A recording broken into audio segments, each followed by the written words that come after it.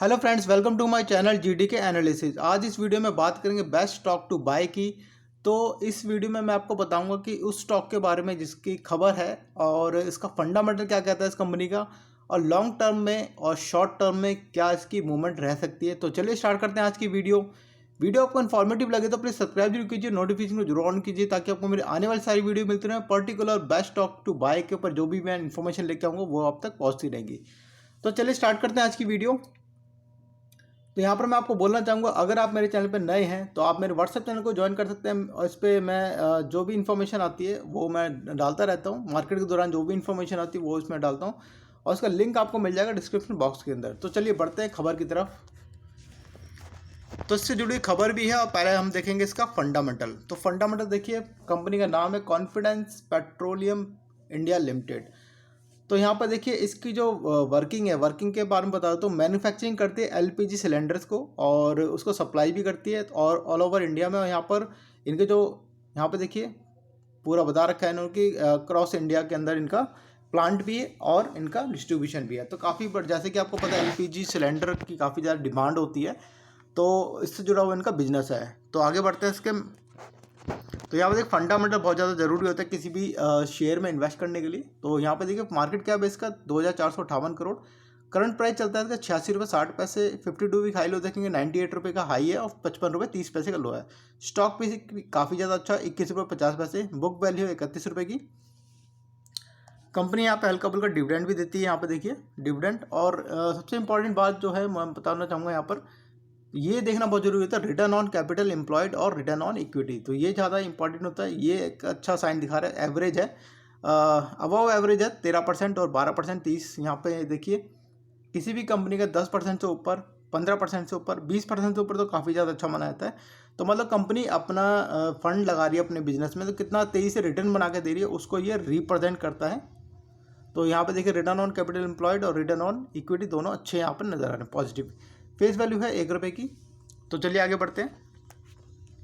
अब मैं आपको बताता हूँ इसकी रिटर्न कितनी दी है। पिछले 5 साल में देखिए 19% के आसपास रिटर्न दे चुकी कंपनी, पिछले 3 साल में 48% और पिछले 6 महीने में देखिए, पिछले 6 महीने में 40% की रिटर्न कंपनी बना के दे रही है। तो काफ़ी अच्छा रिटर्न यहाँ पर रेशियो नज़र आ रहा है हमें। अब हम बढ़ते हैं इसका मेन, ये सबसे इम्पॉर्टेंट एक पार्ट है जिसको मैं आपको बताना चाहूँगा। सबसे पहले अब देखते हैं होल्डिंग पैटर्न। ये सबसे इंपॉर्टेंट होता है सारा एनालिस करना। तो ध्यान से देखिए होल्डिंग पैटर्न देखेंगे 61.30% का है यहाँ पे प्रमोटर की होल्डिंग।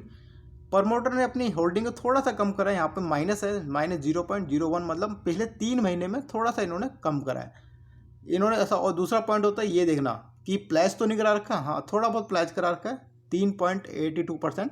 तो थोड़ा बहुत प्लेज चल जाता है, 25-30% भी प्लेज चल जाता है। अपने जो होल्डिंग है, प्रमोटर की होल्डिंग है, उन्होंने अपना 4% के आसपास ये प्लेज में डाल रहा हुआ है शेयरों को। तो ये कोई दिक्कत वाली बात नहीं है। पब्लिक की होल्डिंग है 35.20%। एफ की होल्डिंग भी है यहाँ पर 2.23% और डी की होल्डिंग में 1.26%। तो होल्डिंग पैटर्न एक अच्छा नज़र आ रहा है यहाँ पर। यहाँ पे देखिए एफ ने अपना होल्डिंग को थोड़ा सा बढ़ाया पिछले 3 महीने में 0.29%। डी ने भी हल्का सा होल्डिंग को बढ़ाया यहाँ पर।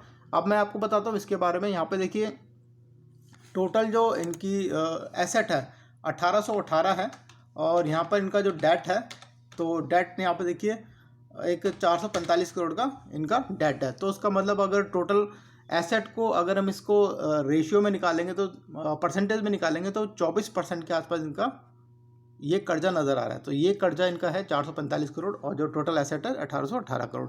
तो कोई बड़ी बात नहीं है, 24-25%, 30% तक कंपनी के कर्जा होता है जनरली देखा गया जो, और कम होता है तो वो अच्छी बात है। तो यहाँ पे जैसे मैंने होल्डिंग की पैटर्न की बात करी थी, ऊपर हल्का हल्का होल्डिंग में फ़र्क नज़र आया था। तो यहाँ पे देखिए एफ की होल्डिंग में थोड़ा यहाँ पर थोड़ा इन्होंने सितंबर में कम करा है, इन्होंने थोड़ा बढ़ाया जैसे मैंने आपको बताया था।